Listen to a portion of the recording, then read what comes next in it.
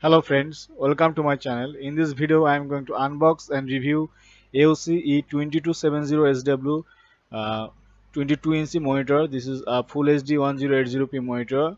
This is the cheapest 1080p monitor available in the market. I bought this for 6,100 rupee from the local market. In Amazon its price is nearly 6,600 rupees.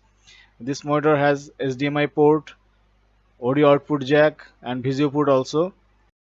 But one drawback of this monitor is that it comes with TFT panel, not IPS panel. In TFT panel, viewing angle will be smaller, so this is suitable for working condition, not for watching movies.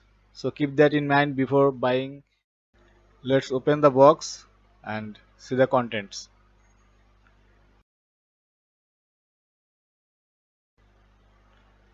Here, this is a VGA cable. I'm not going to use it. I will stick to the HDMI. This is the power cable, and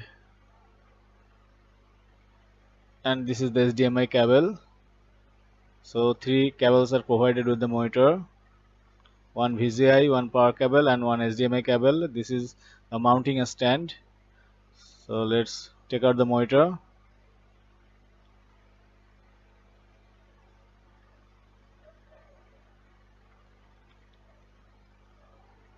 Here is the monitor. Driver series provided. I think this monitor does not have any button to control the brightness, contrast ratio. It has only one button to turn off the monitor and turn on the monitor. You can control all the functions through the computer via the software.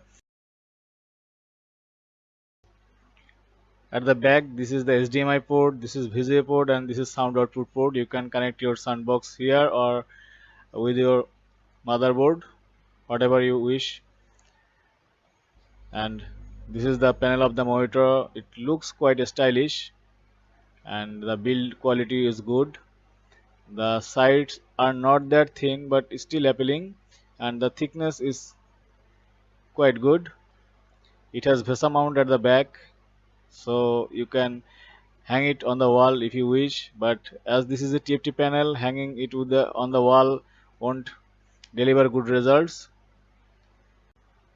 Here's the model number. At the bottom we have the AOC branding and some cleaning information. So let's fix the mount. Yeah. So it has another part. Let me take it out from the box. This is the bottom part of the foot stand. Its quality is not that good. It's not too hard. It's flimsy, and I'm not sure how long it will survive. Okay, let's connect it and then fit it. As the monitor weighs too less, it won't be that problem. You can also tilt the monitor. So I have connected the PC with the monitor. So here you can kindly see the monitor output here. With the camera, the output wasn't showing that good. That's why I'm recording my PC screen so that you can understand how well the output comes in this monitor.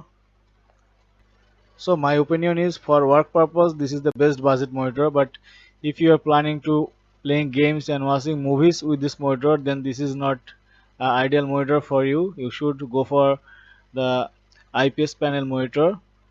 So that's it. I think you find this video helpful.